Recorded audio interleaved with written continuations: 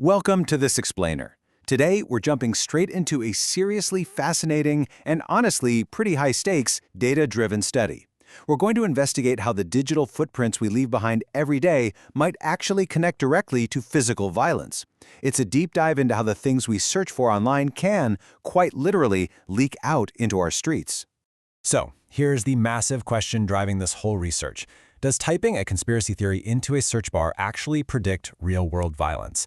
And before we even look at the data, we really need to consider the human stakes here.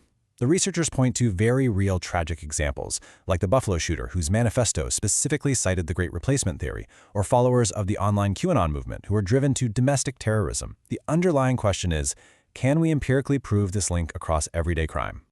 Now, let's be super clear right off the bat. We are not just talking about direct hate speech today. You know, hate speech is that direct, derogatory language aiming to incite violence against specific groups. Instead, the researchers here specifically targeted conspiracy theories. These are those unverified, complex explanations of shadowy plots that are really designed to fuel distrust. They wanted to know if these specific, unverified narratives uniquely predict offline harm, going beyond just standard hate speech.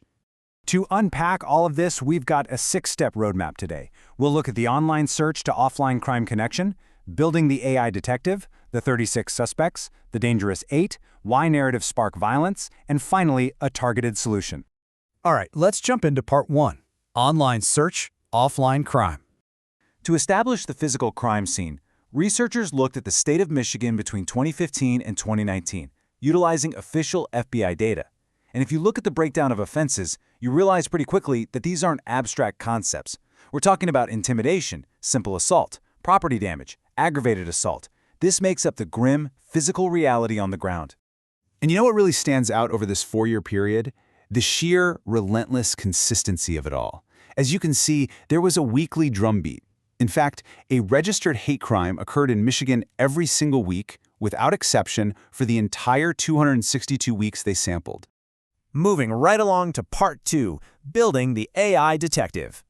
So, to sift through thousands of online data points and figure out if there's a connection to these crimes, the researchers built a highly specialized tool. It's a deep learning model called a 1D CNN, or one-dimensional convolutional neural network. Don't let the math jargon intimidate you. Just think of this model as our digital detective. It is perfectly designed to spot temporal breadcrumbs, basically finding the exact time lags where a spike in internet searches precedes a spike in physical assaults. This visual brilliantly shows the actual architecture of that digital detective. It takes online search topics, like the Rothschilds, QAnon, or Pizzagate, over on the left, and filters them through these multiple neural layers. These layers extract incredibly complex patterns, and ultimately, that allows the model to predict hate crime occurrences up to 4 weeks out. It's pretty amazing technology. That brings us to part 3, the 36 suspects. Our digital detective obviously needed suspects, right? So researchers cast a wide net, selecting 36 racially and politically charged conspiracy theories to represent the contemporary internet landscape. But they had to be sure any connection they found was actually legitimate and not just some statistical fluke. So they ran what's called a feature permutation test. Basically, they completely shuffled the timeline of Google searches. If the model's accuracy dropped when the timeline was scrambled, it proved that the exact chronological sequence, the order of events, actually mattered. Let's look at the results in part 4, the dangerous 8. Okay, get ready for a massive plot twist regarding information pollution. After running all 36 suspects through the AI detective, an astonishing 28 out of the 36 conspiracy theories were totally cleared of charges. This means that for theories like Pizzagate or white genocide, the model learned absolutely nothing useful. They provided zero predictive connection to offline hate crimes. However, look at the distinct clusters of purple on this heat map. This reveals that a highly specific subset of just 8 theories, including the Great Replacement, the Rothschilds, and QAnon, reliably improve the model's crime prediction. And here's the kicker for sure. For some of these, the effect emerged with a dangerous 2 to 3 week lag. That means a spike in searches today could mean a measurable, physical increase in hate crimes weeks later. Which logically leads us to part 5, why narratives spark violence. So knowing that only a specific subset of theories predicts crime is a huge breakthrough. But we have to ask why. Why these specific narratives? Well, sociologists point to something called neutralization theory. It's this process where a dark narrative basically gives someone a mental loophole. By framing targeted groups as existential threats or devious villains, it allows a person to completely bypass normal societal rules. In their mind, committing violence feels entirely justified. You can see how this builds into a very distinct, step-by-step psychological pipeline. First, the individual adopts the conspiratorial belief. Second, they use that narrative to rationalize their deviance. And third, they ultimately commit a hate crime while genuinely believing, somehow, that they hold the moral high ground. Building right on top of that, the study brings in differential association theory. This highlights how online echo chambers act as high-speed transmission hubs.